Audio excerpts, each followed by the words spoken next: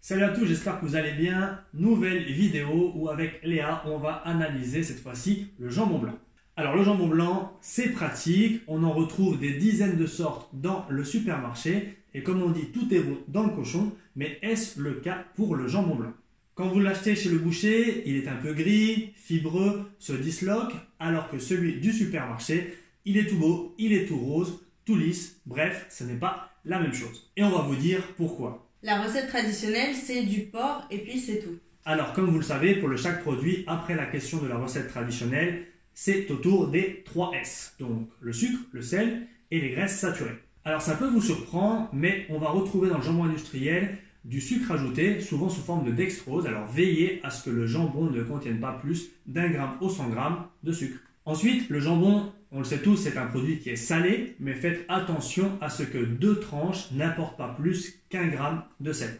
Attention, on peut avoir des surprises quant à la proportion de porc et donc de protéines contenues dans le produit. En effet, dans certaines marques distributeurs, par exemple, on retrouve des jambons qui contiennent seulement 82% de porc, soit 18% d'autres substances, notamment des additifs. Pour les jambons, il faut également faire attention à la teneur en nitrite qui fait actuellement polémique puisqu'elle est supposée être cancérigène.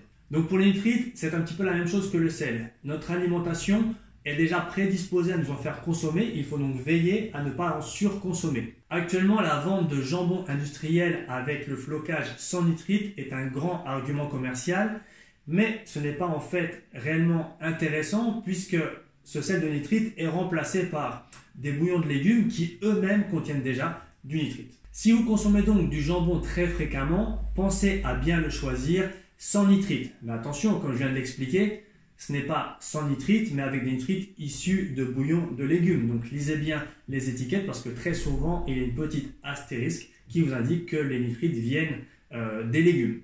Il existe certains produits qui ne contiennent pas du tout de nitrite. Et enfin, si vous en consommez de façon occasionnelle, peu importe qu'il soit marqué avec ou sans nitrite, puisque vous ne risquez pas de surexposition.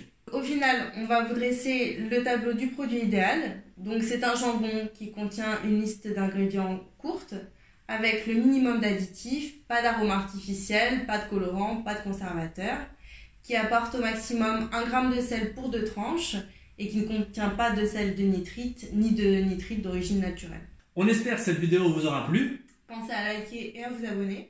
Et à très bientôt pour la suivante.